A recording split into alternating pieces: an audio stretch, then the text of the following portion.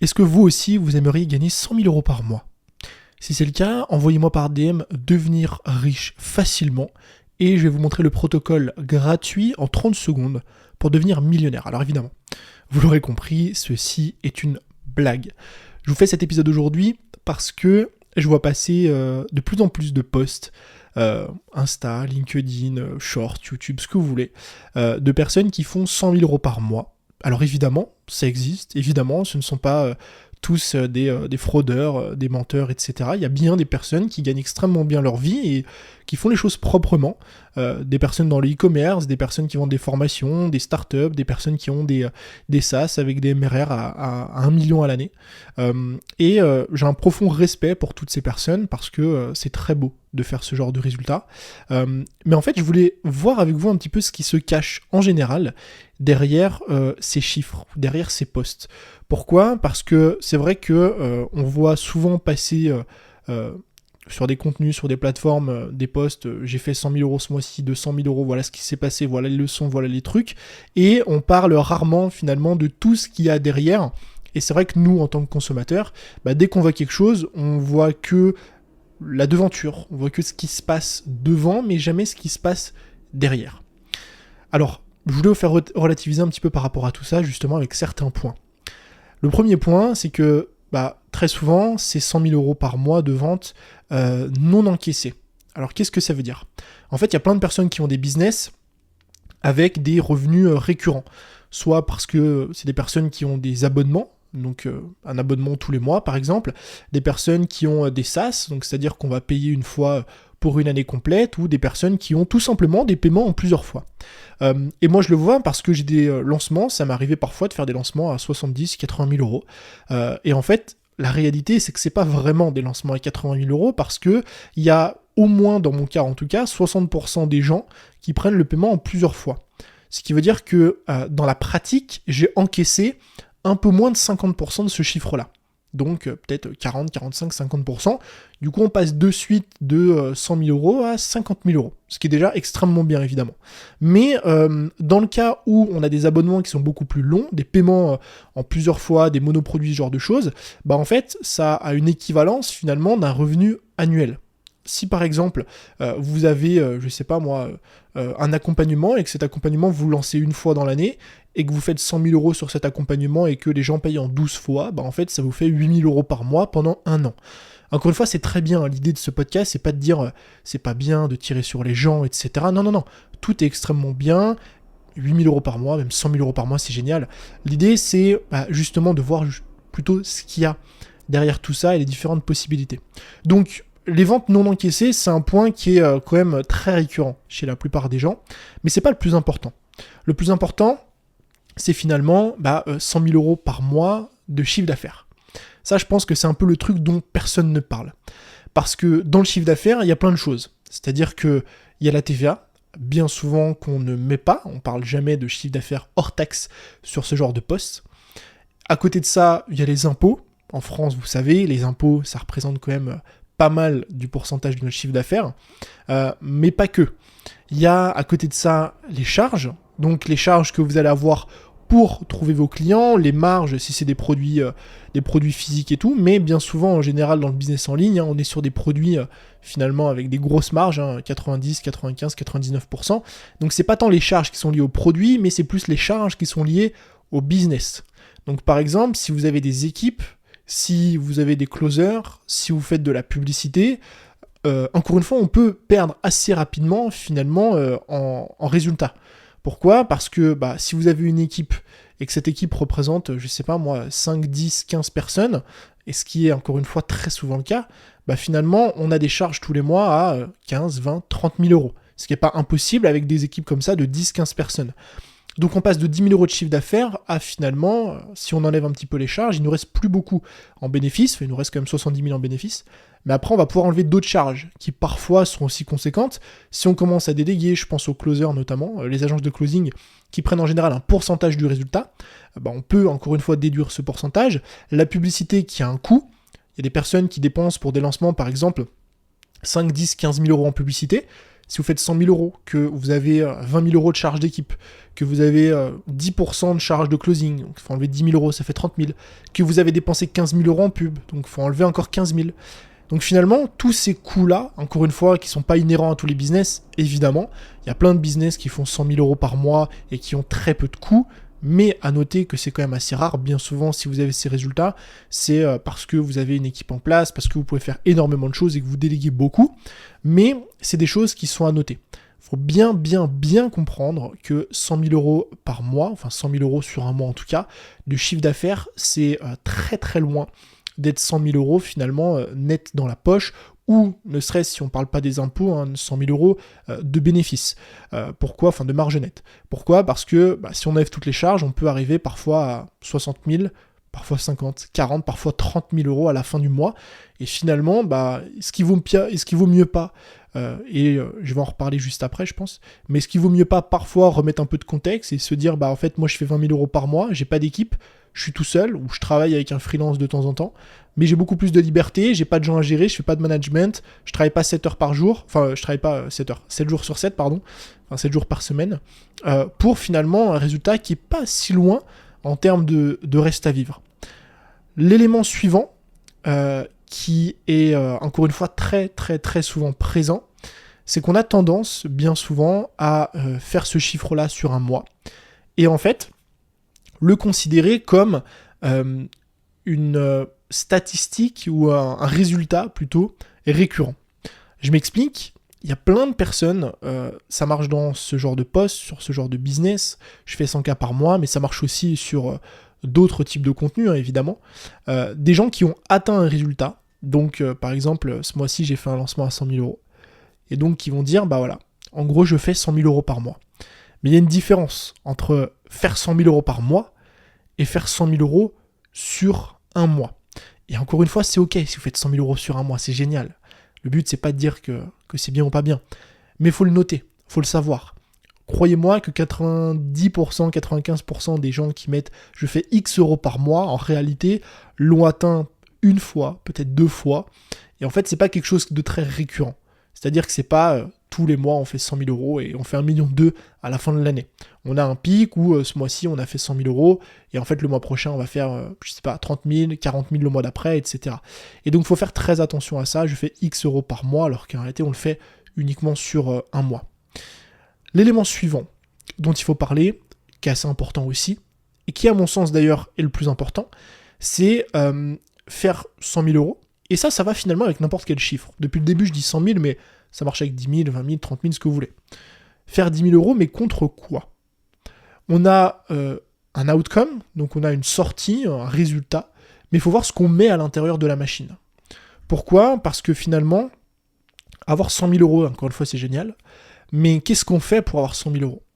Peut-être que, et c'est bien souvent le cas, on bosse 7 jours sur 7, on a une équipe de 10 personnes à manager, donc c'est-à-dire qu'on n'a plus un business dans lequel on crée énormément, etc., on manage. On travaille 8, 9, 10 heures par jour.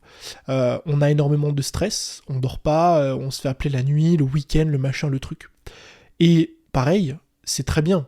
Si ça vous correspond, si c'est le mode de vie que vous voulez, si c'est le genre de résultat que vous voulez et que vous êtes prêt pour avoir ces résultats à investir ce temps, cette énergie et ces efforts. Mais encore une fois, la question à se poser est la suivante. Qu'est-ce que vous êtes prêt à échanger pour ce montant-là ? Pourquoi ? Parce que quand on voit ce genre de poste, on peut avoir un petit peu cette rancœur de dire tiens, cette personne a réussi, j'aimerais bien être à sa place, j'aimerais bien avoir ses résultats. Mais est-ce que vous aimeriez avoir ces résultats, mais aussi la vie qu'elle a ? Et moi, j'en arrive très souvent à la conclusion que je préfère, encore une fois, avoir une vie qui est beaucoup moins chargée, qui est beaucoup moins stressante, et être prêt finalement à perdre en résultat. J'en parlais dans un podcast précédent. Je sais que je pourrais faire beaucoup plus dans mon business aujourd'hui que ce que je fais, en faisant de l'accompagnement, en recrutant des gens, en mettant une équipe en place, etc. Mais je sais aussi que tout ça aurait un coût, que je devrais travailler beaucoup plus, que je devrais travailler le week-end, que je devrais être manager de mon business, que je devrais gérer des gens, des équipes, que j'aurais beaucoup moins cet aspect de liberté, de création, où je fais un peu ce que je veux, quand je veux, etc.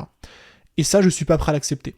Aujourd'hui, actuellement, alors où je fais ce podcast, je travaille entre 15 et 17 heures par semaine.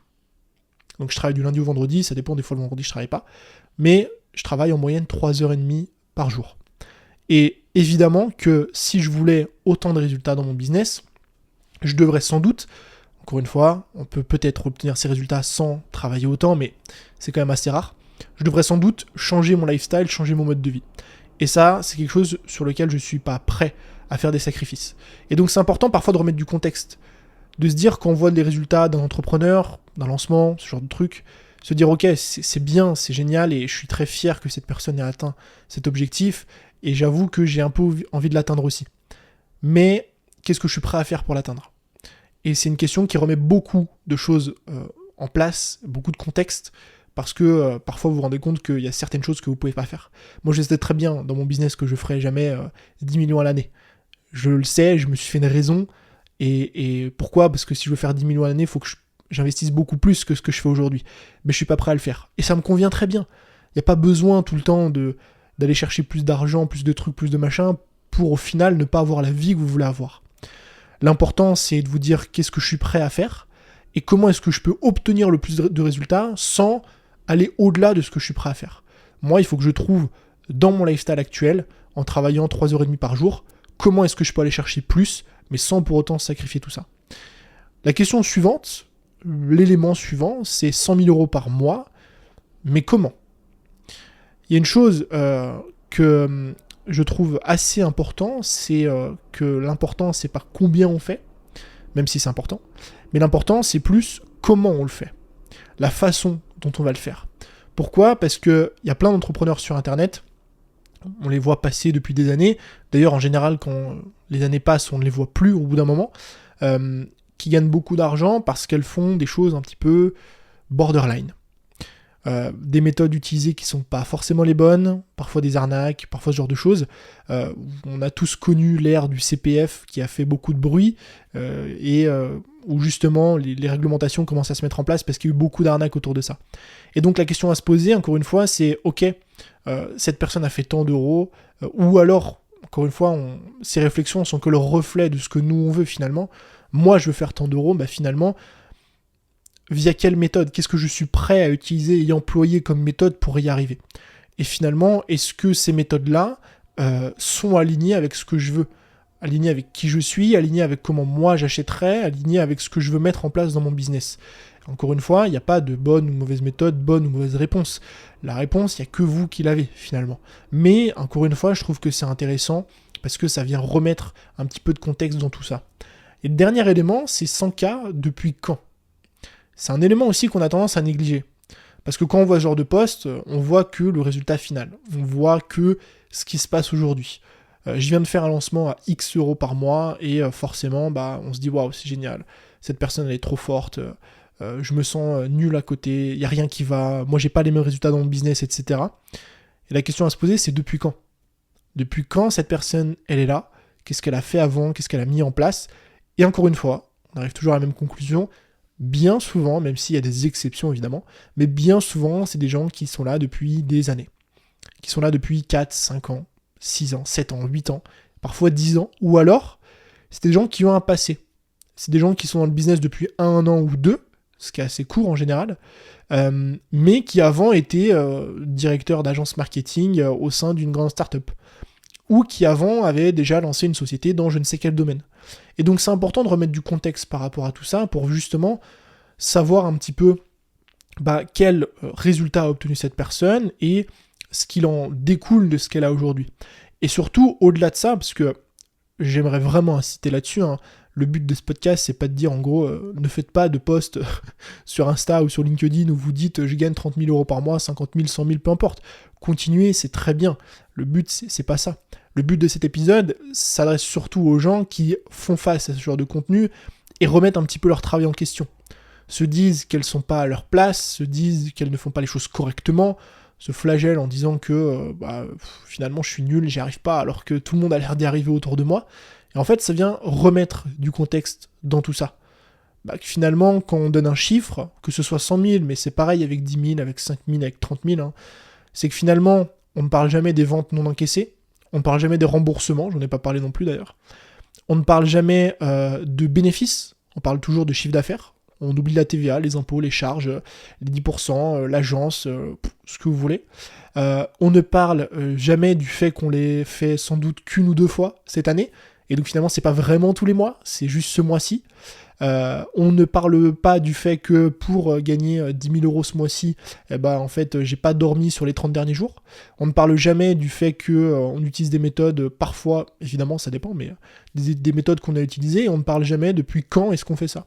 On ne commence pas un post en disant j'ai fait 30 000 euros ce mois-ci, ou je gagne 30 000 euros par mois, mais je travaille 7 jours sur 7, 70 heures par semaine, je ne vois pas mes enfants grandir, et j'ai sacrifié l'ensemble de ma vie, de ma carrière, ce que vous voulez, pour en arriver là où j'en suis aujourd'hui. Évidemment, c'est cliché, hein, vous n'êtes pas obligé de tout sacrifier pour faire ce genre de résultat, mais je trouve que c'est intéressant de remettre du contexte, de dire aussi ce qu'on ne voit pas, ce qu'on ne dit pas, parce que beaucoup de gens sont là pour dire j'ai réussi à faire ça, mais très peu sont là pour dire comment ils ont réussi à le faire, ce que ça leur a coûté, les choses qu'ils ont essayé qui n'ont pas marché, les risques qu'ils ont pris, le stress qu'ils ont eu, la réalité des choses derrière. Et je trouve que c'est intéressant de remettre un peu de contexte dans tout ça, parce que ça vient rassurer un peu finalement ceux qui font face à ce genre de poste. Donc voilà, j'espère que cet épisode vous a plu, j'espère qu'il va vous faire relativiser finalement sur les contenus que vous voyez, quand il y a des gens qui parlent un petit peu d'argent, ou à l'inverse, si vous aussi vous en parlez, j'espère que ce post va vous faire dire ok, la prochaine fois que je poste sur un truc comme ça, je vais peut-être donner plus de détails aux gens, parce que les gens ont besoin de savoir finalement, quand je dis que je gagne 50 000 euros par mois, ils ont besoin de savoir finalement l'envers du décor, et pas juste le résultat final qui est beau en soi, mais qui ne reflète pas réellement ce que je vis au quotidien. Parce que je pense qu'on a de plus en plus besoin de ce genre de contenu-là, qui ne montre pas juste le glamour et le succès et les paillettes, mais qui montre aussi tout ce qu'on a mis en place depuis des années pour y arriver. J'espère que ça vous a plu, on se retrouve dans un prochain épisode de podcast. Encore une fois, si vous avez 2 minutes devant vous pour noter l'épisode, sachez que ça me ferait énormément plaisir, ça aiderait le podcast à se développer. Je vous remercie d'avoir regardé ce contenu jusqu'à la fin, je vous dis à très vite. C'était Tony, ciao.